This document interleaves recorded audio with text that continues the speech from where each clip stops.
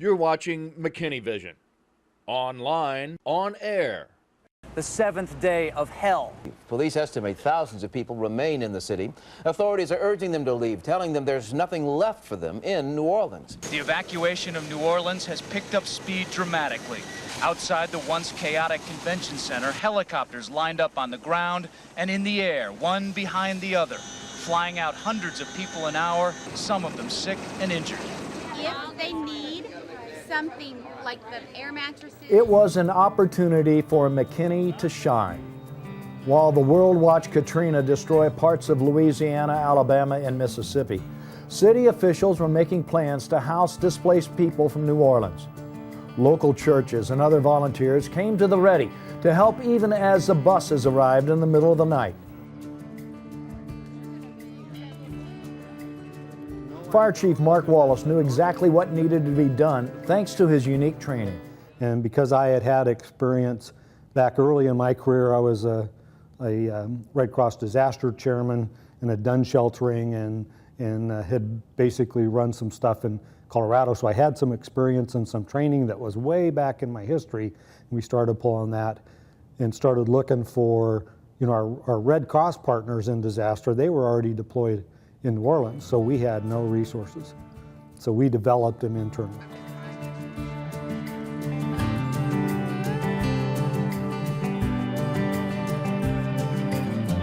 As it became apparent that the short-term answer did not fit the long-term question, an empty Walmart was converted into a shelter.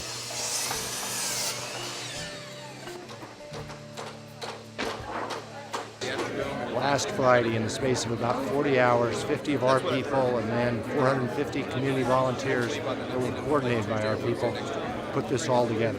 So it was a long 48 hours, but it was also a satisfying one. Our citizens and our community adopted them. They were our guests, and they were treated as our guests when they arrived, from the point they arrived to the point they either decided to go live with relatives or friends or go back or stay.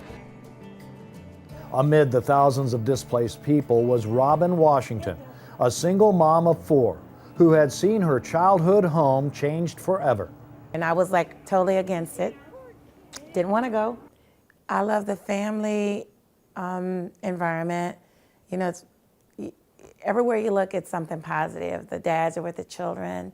You see family activities going on, and it's a really nice place to live. It's very welcoming. It was very welcoming to us, and we couldn't have picked a better place to come to.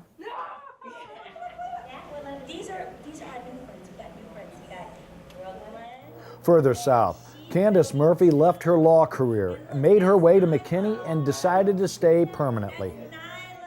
So we got in the car and started driving, and we actually went too far and got lost, and we stumbled upon McKinney.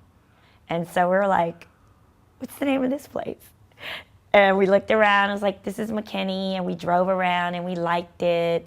It was like really small town feel. It was people just living life, doing their everyday thing. Everything was really nice and clean, and we're like, okay, this is good.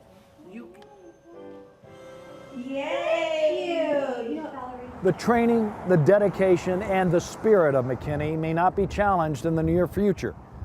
5 years ago, we were ready, and we welcomed with open arms new residents, both permanent and temporary.